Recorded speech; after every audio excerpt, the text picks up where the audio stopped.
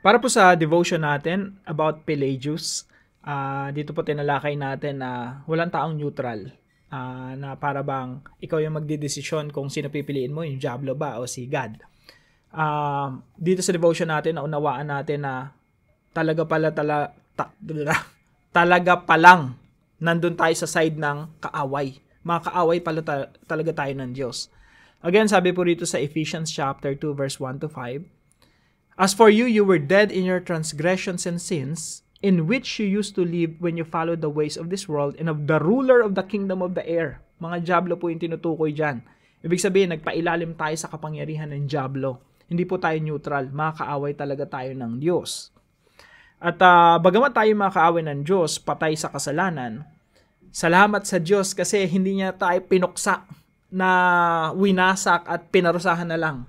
Sa halip, kinahabagan niya tayo, kinaawaan, inibig. Bagamat tayo ay object of wrath, ibig sabihin kinapupuotan ng Diyos dahil sa ating mga kasalanan, salamat sa Diyos, mas pinili niya pa rin ibigin tayo kay Kristo Jesus at tayo ay iniligtas niya mula sa kuko at kapangyarihan ng Diablo. Dahil tayo ay nasa kapangyarihan ng Diablo at tayo mga patay na sa kasalanan, wala talaga tayong kayang gawin para makalaya. Ang Panginoong Hesukristo lang ang nagpalaya sa atin mula sa kapangyarihan ng Diablo.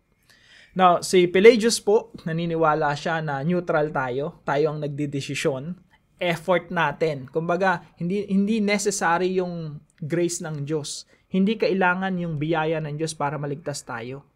Pero, according to Pelagius yun, kaya po yan ay tinatawag na heresy o maling katuruan. Tayo po ay naniniwala na yung grace ng Diyos, it is absolutely necessary. Ibig sabihin, hindi pwedeng wala. Kailangan talaga natin ang biyaya ng Diyos para tayo maligtas. Sapagkat tayo ay patay na sa kasalanan, we are unable to save ourselves, we are unable to escape from the power of sin and power of the enemies, Satan. Dito po sa devotion natin na ito, ang tinataas po natin ay yung biyaya lang ng Diyos. Ibig sabihin, wala tayong pag-asa. We are hopeless and helpless in our natural status, yung likas na kalagayan natin. Walang pag-asa, hopeless, helpless. Hindi natin kayang tulungan yung ating mga sarili. Pero salamat sa mayamang biyaya ng Diyos.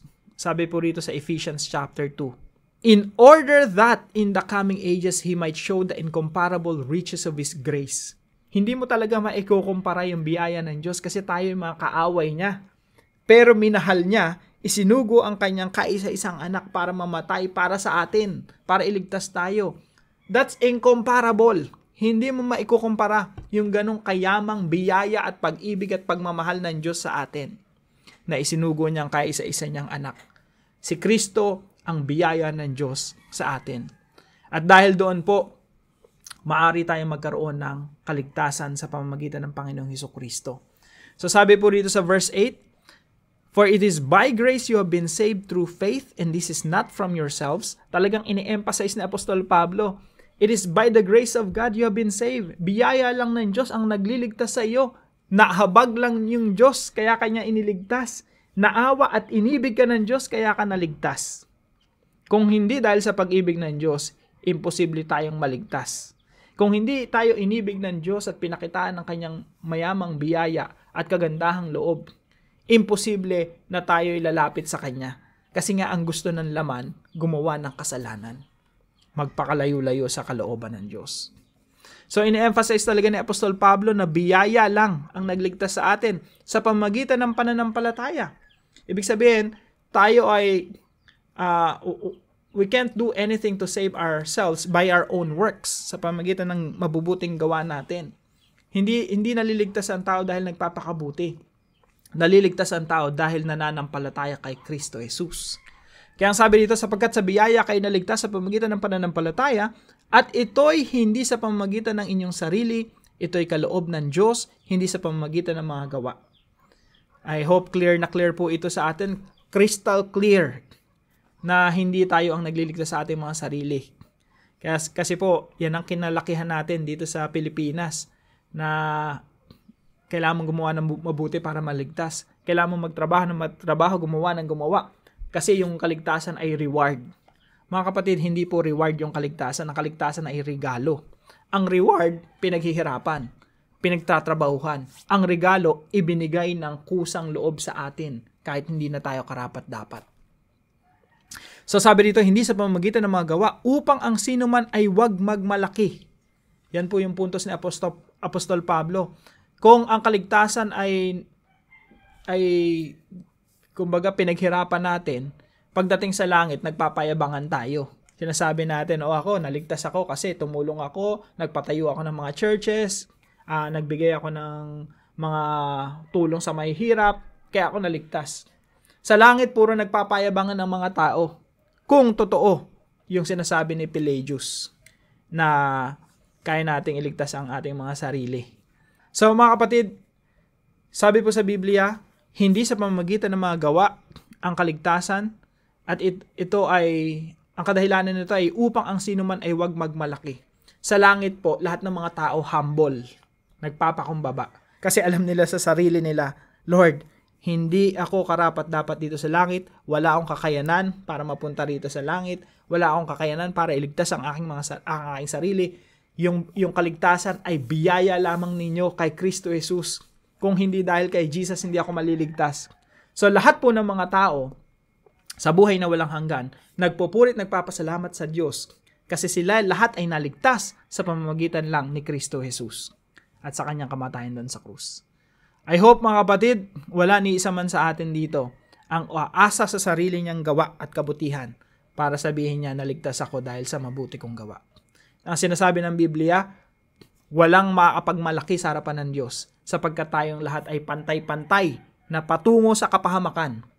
Subalit tayo inibig ng Diyos at iniligtas mula sa tiyak na kapahamakan. Ito po ay ini-emphasize natin lagi sa mga devotions natin para talaga ma-emphasize na there's no other way to be saved apart from Jesus. Ibig sabihin, si Jesus lang ang tagapagligtas. Hindi tayo nagtataas ng relihiyon dito. Hindi tayo nagtataas ng mga sekta o mga denominasyon. Ang itinataas lang natin dito sa devotions natin ay si Kristo Jesus. Sapagkat si Kristo lang ang ating tagapagligtas at wala nang iba pa. Kung meron pang kaparaanan para tayo maligtas, kagaya ng mabubuting gawa, pag-anib sa mga relihiyon, pag-aayuno o mga ritual o mga tradisyon, kung meron pang ibang kaparaanan para maligtas, si Kristo hindi na kailangang mamatay sa krus. Sasabihin ng Panginoong Jesucristo, bakit pa ako mamamatay doon sa krus? Napakahirap mamatay doon sa krus.